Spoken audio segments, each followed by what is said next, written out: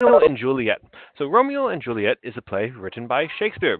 Shakespeare was in England, but there was a lot of political issues at the time, and he wanted to talk about this. He was also a play, so he playwright, so he needed to make money by making plays. So he wrote this story, Romeo and Juliet. And what's interesting is that he sets it in Italy, but he's really talking about events that are kind of going on in England at the time, or just recently. But he didn't want to get in trouble, so what do? You set it in a place that's far away from you, that nobody's going to care. So he chose Italy, and we can talk about Italians. Nobody will be suspicious. Shakespeare won't get in trouble. Therefore, everything's good. So, Romeo and Juliet. Now, Romeo and Juliet has a pretty straightforward plot when you get through the language and just break it down to the events. So, in fact, like here we go. So, Romeo and Juliet set in Verona, and in Verona there are these two fighting families, the Capulets and the how did he say Montagues? Thank you, Montagues, Capulets and the Montagues. And the thing about these families, these are very powerful families. So they have a lot of servants also. So they kind of control the city basically. They're almost like corporations. They're so powerful, right? And they just hate each other. They just hate each other. We're talking about like Hatfields and McCoys hate. We're talking like Chargers versus Raiders hate. They just hate each other, okay? Like murderous hate. And the story starts off with a fight in the street. These two sets of servants from different families start arguing and fighting, and this fight brings in the nobles, and then it brings in the rest of the town, and then soon you have a whole riot going on with like even like old men and ladies fighting. It's crazy. It's madness. So eventually the prince comes out, the prince who is the real leader in the city and who has the authority, and he says, "Stop! Stop! Stop! Stop! Stop! No, no, we've had enough of this. We don't need any more. We've had enough killing. We've had enough of this stuff. Here's the thing: next person who has a fight like this, a duel, whoever starts it, is going to be exiled from the city." Now, here's the thing about exile at the time. Exile is the worst thing that can happen to you because you are without your family, you're without your friends, you're without your money, without employment. So you basically become a beggar in a foreign land. Really, it's the worst thing that can possibly happen to you. So everybody's like, "Oh, okay, well, I guess we'll stop."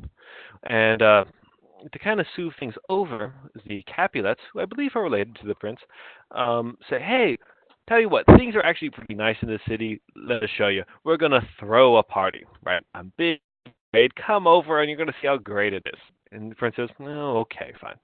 Well, two other things are going on at this time. First, you have Romeo. Romeo is of the M family that I cannot pronounce today. Montagues. Montagues, thank you. The Montagues. And yeah, so Romeo's kind of with his friends, and he's kind of bummed out because there's this girl that he likes who just isn't into him, and he's pining and he wishes for her. It's just not working out. And she's from the Capulet family. So that makes it even worse. And Romeo's so depressed. Now, I'll give you one guess. Who's this girl that Romeo is all depressed about? One guess? One guess? Well, that is absolutely wrong. It's not Juliet. It is actually Rosalind. Rosalind. It starts off with he's in love with Rosalind, and he just it's not relationship isn't going anywhere. So his friends say, "Hey, look, here's what'll make it all better. Let's break this totally perfect plan." I think this comes from Mercutio. Great.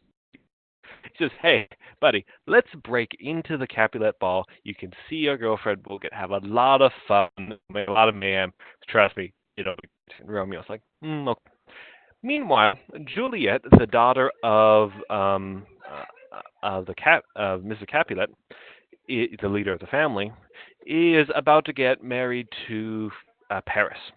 However, she has this little thing where she happens to be only 13. Yes, 13. They married them young back in the day. And the father's like, "Hey, Paris, you're a nice guy, but she's kind of 13. She's not really into this right now. Why don't you wait two years? After all, what's the worst that could happen?" So Paris is like, "Okay, fine." Well, party stops. Romeo, great. breaks into the dance, and in the dance, he he sees Juliet. And there's this incredible scene where the first dialogue between Romeo and Juliet, it actually forms a sonnet, a love poem, when you look at the lines together. So it's love at first sight.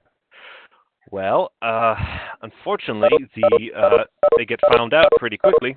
Oh, are we good? Yeah, they get found out pretty quickly, and there's another brawl that almost starts out.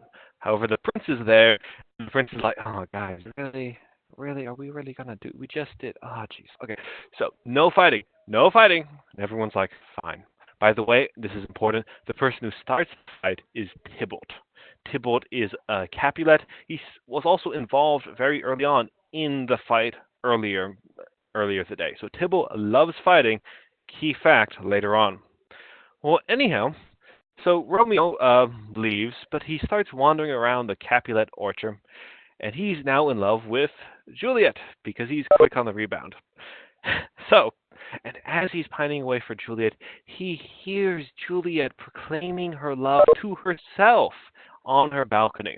So he climbs out the balcony, and we have that famous scene, and they decide to do what any sensible people do at the time, get married in the same night. Yes, folks, they decide to get married right then and there.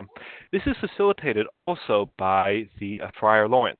And part of this is also a political thing, because the friar says, this fighting is destroying the city. These two families, they need to make up with each other. If Romeo and Juliet were to marry, right, then there'd be an alliance, and there wouldn't be any fighting anymore, right? To bring peace to the city. This is a perfect idea. What could possibly go wrong? What could possibly go wrong? All right.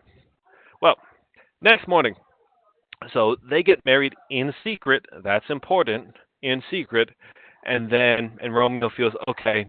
Now he's making peace. They're all doing the right thing. They're being loyal to everybody. This is the perfect solution. What could possibly go wrong? Well, next morning, Tybalt meets Romeo and Mercutio, Romeo's best friend, in the street. Tybalt likes fighting. Tybalt really, really likes fighting, and he's kind of angry that Romeo showed up at the dance the other day, and he doesn't know that Romeo just married his relative, but he wouldn't be very happy if he knew. So Tybalt challenges Romeo to a duel to the death. Romeo says, "Well, first of all, do you remember the prince? No dueling, right? Let's not duel." And also, Romeo now feels like Tybalt is a kinsman, a family member, because he just married into the family. So you can't. I mean, that's a pretty bad move, right? Murdering the cousin of your bride. That's pretty bad, right? So he's like, "No, no, no. Let's not fight. Let's not fight." And then Tybalt starts calling him names. Well, Mercutio gets offended by Tybalt and offended by Romeo's perceived cowardice, right? Like, "Hey, man, why aren't you fighting? What are you?" So they start fighting. Well, Romeo tries to break it up, but all he does is succeed in getting Mercutio killed. And that's what you can see in this scene right here. Well, things go from bad to worse because Romeo sees what happens and he loses it. He grabs the sword, duels Tybalt, and kills Tybalt on the spot, in the street. Yes. Well, the prince then happens to come walking by. And remember the prince's rule? He sentences Romeo to exile. And they can, exile you. That's the rule. It's like, God, how many times do I have to say this? He's exiled from the city. Well, this is a devastating tragedy for Romeo, but also for Juliet. Romeo spends one night with his new bride and then has to leave the next day. Now, Juliet is just immensely sad because obviously she just lost Romeo, and not only did she lose Romeo, they were about to have peace for the city. Everything was about to go good. She's just so distraught, right?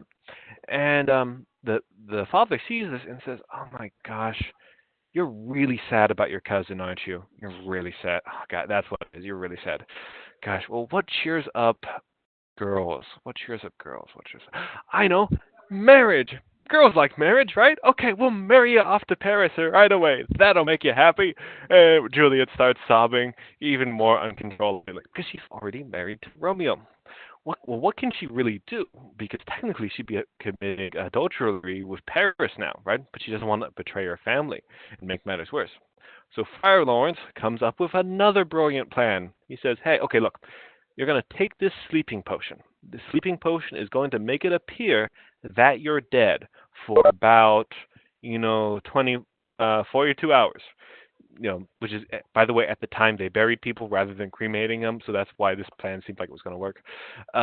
42 hours after that, you're going to wake up. I'm going to send a message to Romeo. Romeo is going to show up at the tomb, going to, rescue you. You're going to live happily ever after." So she says, "That seems like a good plan. What could possibly go wrong?" Well, she takes the poison, or the sleeping potion. It seems to put her to death. She's buried and entombed. There's a whole funeral. But here's the problem. The message doesn't get to Romeo. So Romeo shows up at the tomb thinking that Juliet has died. And he is distraught. He is basically out of his mind at this point. Well, guess who also shows up? Paris shows up. Meets the fiance, who Juliet was going to be married, and Paris thinks that Romeo is a grave robber. So immediately they start fighting, even though Romeo begs Paris, "Please do not fight me, please, please." Well, Romeo's pretty good at fighting, and he kills Paris. Yep. And he's so distraught over killing poor Paris, and then also Juliet being dead, that he decides to end it there. He takes the poison, and he dies. Well, guess what happens? Juliet wakes up. She sees that Romeo is dead, and also Paris too, but yeah, she sees that Romeo is dead, and in her distress, she takes out a dagger, and she kills herself right there, and she dies in Romeo's arms. Well, later that day, the families find both Romeo and Juliet in the catacombs, both dead. And in doing this, they realize how stupid their fighting has been all along. And finally, they decide to put aside their fighting. And in that way, although Romeo and Juliet die, they do bring peace to the city. So that's the play of Romeo and Juliet. Lots of fun.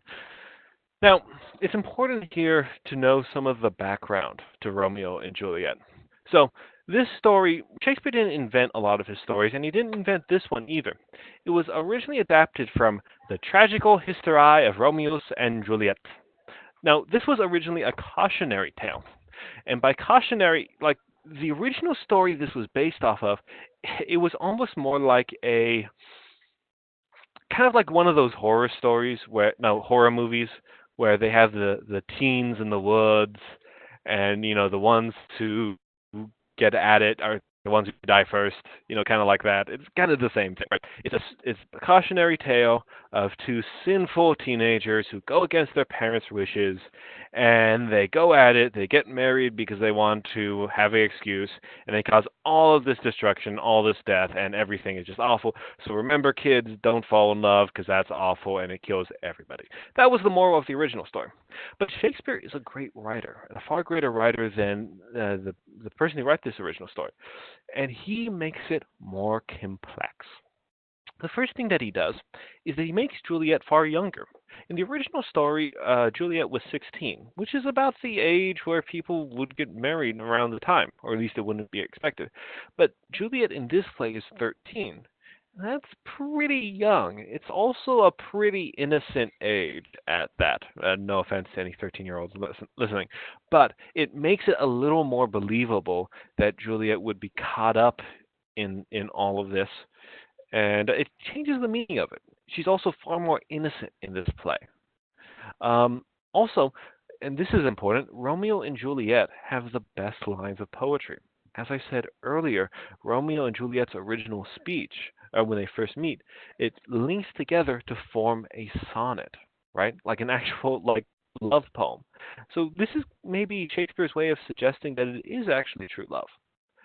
Finally, what makes this more complex is that although their relationship causes all this mayhem, it does in the end bring peace back to Verona.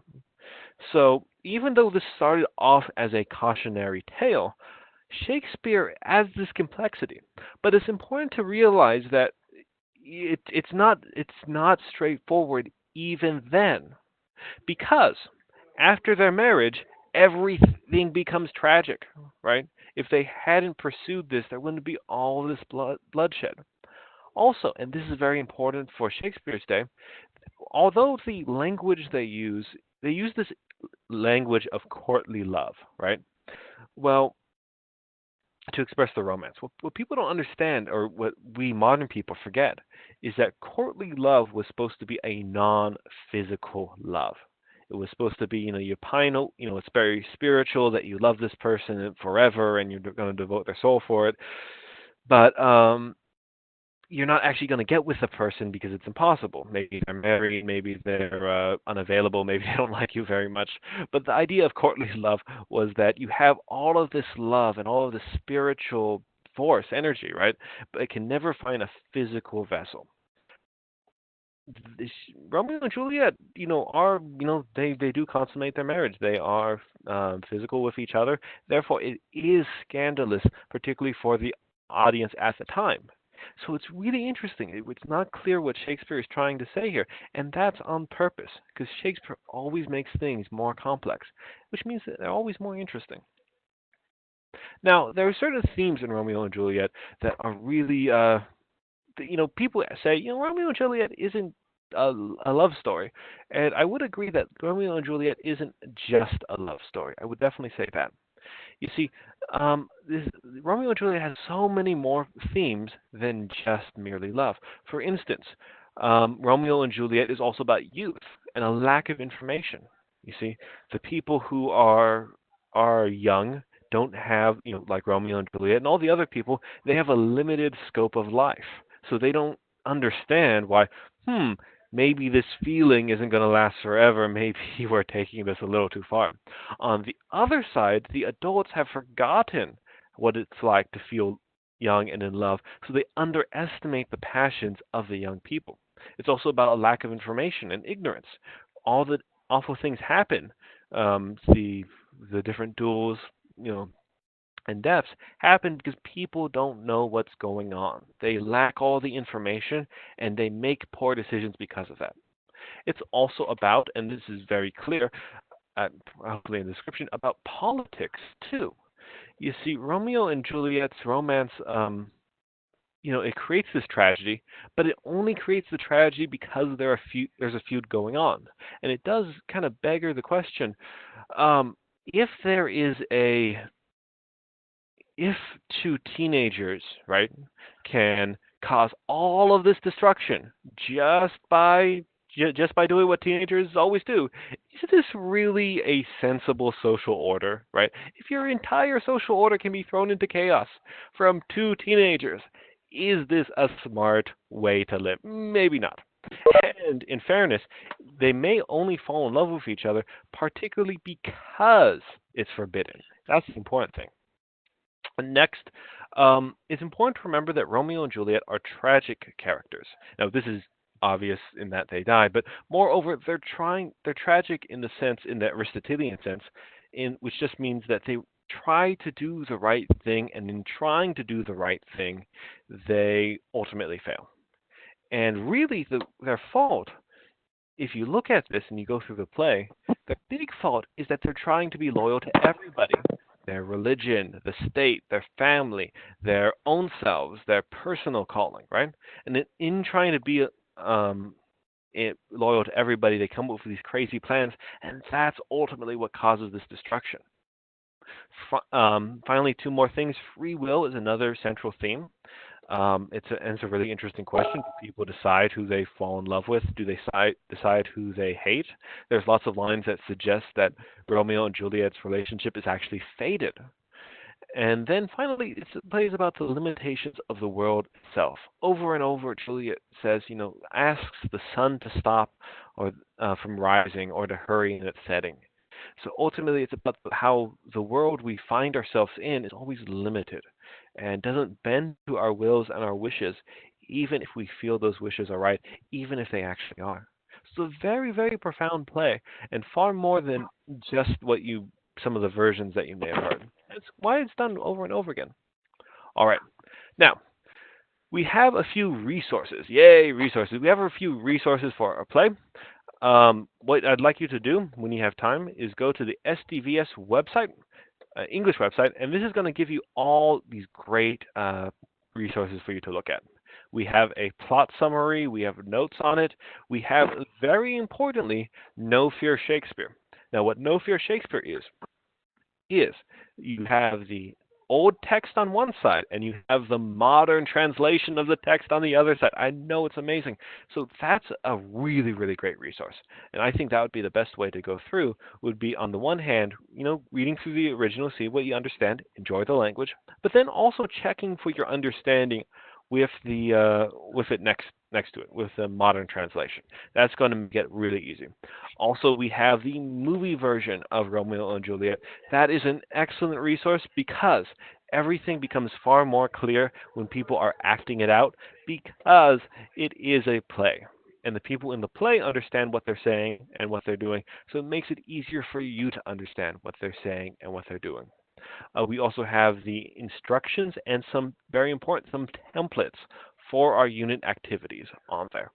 So, just great, great stuff. Be sure to check it out. That's really a lot there for you. Also, this video will be on that website too. And you'll be able to listen to the description I just gave and the overview of it anytime you like. And yeah, pretty much it. All right. Now, for your assignment for the unit activity, you're going to have two options. You have an analysis essay option, and then you have a character creative option. So for the option one, analysis essay, what you're going to do here is you want to make an analysis essay, and the soul of the analysis essay is this right here. Theme plus literary device equals what the author is saying. So, the secret to a great essay is a great thesis statement. A great thesis statement for a literary analysis will be what is the theme that you want to talk about or is talked about in this work of fiction? What literary device is being used in this work of fiction? And then what is the author saying by using that literary device? So here we have just one possible example. In Romeo and Juliet, Shakespeare addresses the theme of true love and uses the character's poetic diction to show how love ennobles and elevates us. So that's a wonderful thesis statement, if I don't say so myself, because you have the theme, you have the literary device. Oh, I got these switched up. Oh, you have the theme, the literary device, and then what it's coming together to say.